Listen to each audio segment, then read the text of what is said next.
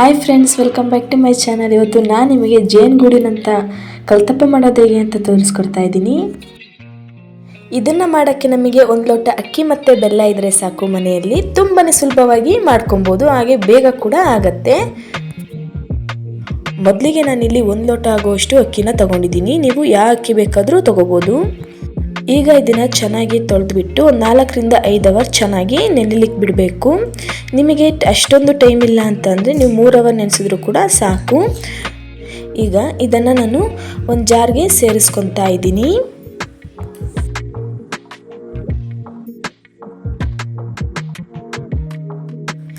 ಈಗ ಇದಕ್ಕೆ ನಾನು 1 ಕಪ್ ಆಗುವಷ್ಟು ತಣ್ಣಗಿರುವಂತಹ ಅನ್ನ ಸೇರಿಸ್ಕೊತಾ ಇದ್ದೀನಿ.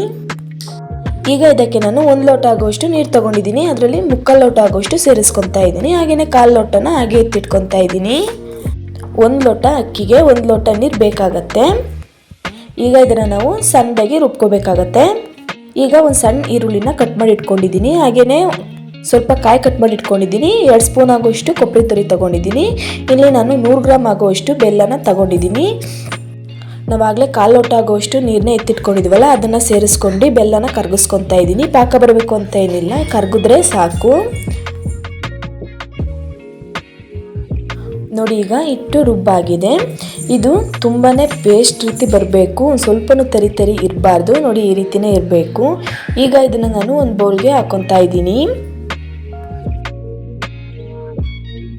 ಈಗ ಇದಕ್ಕೆ 1/4 ಚಮಚ ಸಾಸಿವೆ ಸೇರಿಸ್ಕೊತಾ ಇದ್ದೀನಿ. ಹಾಗೆಯೇ ಅರ್ಧ ಚಮಚ ಜೀರಿಗೆ ಸೇರಿಸ್ಕೊತಾ ಇದ್ದೀನಿ. ಒಂದು 1/4 ಚಮಚದಷ್ಟು ಸೋಡಾ ಪುಡಿನ ಸೇರಿಸ್ಕೊತಾ ಇದ್ದೀನಿ. ಹಾಗೆ ಒಂದು ಅರ್ಧ ಚಮಚ ಉಪ್ಪು ಸೇರಿಸ್ಕೊತಾ ಇದ್ದೀನಿ. ಈಗ ಇದಕ್ಕೆ ನಾವು ಕರಗಿಸ್ಕೊಂಡಿರುವಂತಹ ಬೆಲ್ಲದ ನೀರನ್ನ ಬಿಸಿ ಇದ್ದಾಗಲೇ ಸೇರಿಸ್ಕೊಳ್ಳೋಣ.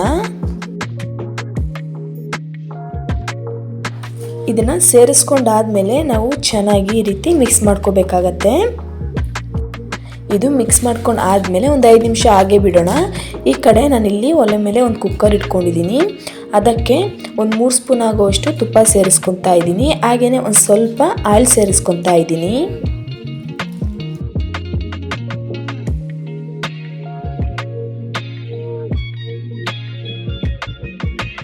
ಈಗ ಇದಕ್ಕೆ ನಾವು ಹೆಚ್ಚಿಟ್ಕೊಂಡಿರೋ ಕಾಯಿನ ಸೇರಿಸ್ಕೊತಾ ಇದ್ದೀನಿ. ಇದನ್ನು ಚೆನ್ನಾಗಿ ಕಂದು ಬಣ್ಣ ಬರೋವರೆಗೂ ನೋಡಿ ಫ್ರೈ ಮಾಡ್ಕೊಬೇಕು. ಇದು ಚೆನ್ನಾಗಿ ಫ್ರೈ ಮಾಡಾದ್ಮೇಲೆ ನಾವು ಇದಕ್ಕೆ ಆವಾಗಲೇ ಹೆಚ್ಚಿಟ್ಕೊಂಡಿರೋಂಥ ಈರುಳ್ಳಿನ ಸೇರಿಸ್ಕೊಬೇಕು.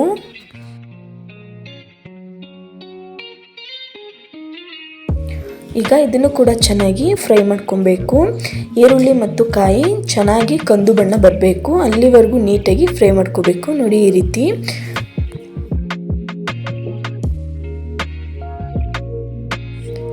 ನೋಡಿ, ಚೆನ್ನಾಗಿ ಫ್ರೈ ಆಗಿದೆ. ಇದನ್ನು ನಾವು ಒಂದು ಬಟ್ಲಿಗೆ ಎತ್ತಿಟ್ಕೊಳ್ಳೋಣ.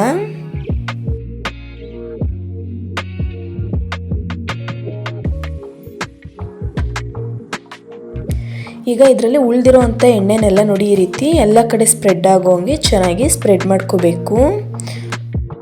ನೋಡಿ, ಇದು ಸ್ಪ್ರೆಡ್ ಆದಮೇಲೆ ನಾವು ಇದಕ್ಕೆ ರೆಡಿ ಮಾಡಿ ಇಟ್ಕೊಂಡಿರೋ ಅಂಥ ಹಿಟ್ಟನ್ನ ಸೇರಿಸ್ಕೊಬೇಕು. ನೀವು ಹಿಟ್ಟು ಸೇರಿಸ್ಕೊಳ್ಳುವಾಗ ಇದು ಹೈ ಫ್ಲೇಮಲ್ಲೇ ಇರಬೇಕು.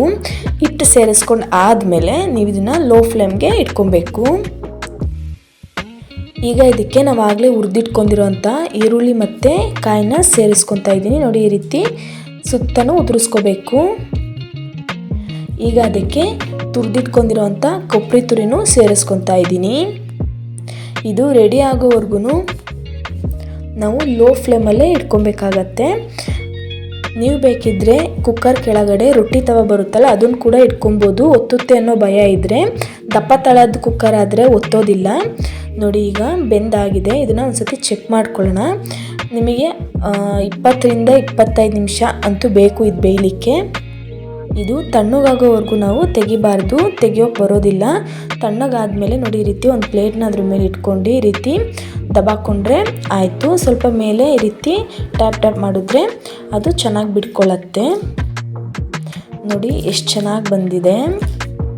ನಿಮಗೆ ತೆಗಿಲಿಕ್ಕೆ ಒಂದು ಸ್ವಲ್ಪನೂ ಹಿಂಸೆ ಆಗೋದಿಲ್ಲ. ಎಣ್ಣೆ ಎಲ್ಲ ನೀಟಾಗಿ ಸ್ಪ್ರೆಡ್ ಮಾಡ್ಕೊಂಡ್ರೆ ತುಂಬಾ ಚೆನ್ನಾಗಿ ಬರುತ್ತೆ.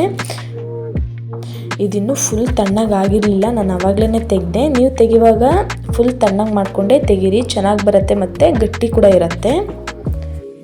ನಿಮಗೆ ಈ ವಿಡಿಯೋ ಇಷ್ಟ ಆಗಿದ್ರೆ ಪ್ಲೀಸ್ ಲೈಕ್ ಮಾಡಿ, ಶೇರ್ ಮಾಡಿ, ಕಮೆಂಟ್ ಮಾಡಿ ಹಾಗೂ ಸಬ್ಸ್ಕ್ರೈಬ್ ಮಾಡ್ಕೊಳ್ಳೋದನ್ನ ಮರಿಬೇಡಿ. ನೋಡಿ ಯಾವ ರೀತಿ ಬಂದಿದೆ ಅಂತೇಳಿ ನಾನು ಇಲ್ಲಿ ಕಟ್ ಮಾಡಿ ತೋರಿಸ್ತಾ ಇದ್ದೀನಿ ನಿಮಗೆ. ನೋಡಿ ಜೇನುಗೂಡು ಥರ ಇದೆ, ತುಂಬಾ ಟೇಸ್ಟಿಯಾಗಿರುತ್ತೆ. ನೀವು ಒಂದ್ಸತಿ ಮನೇಲಿ ಟ್ರೈ ಮಾಡಿ.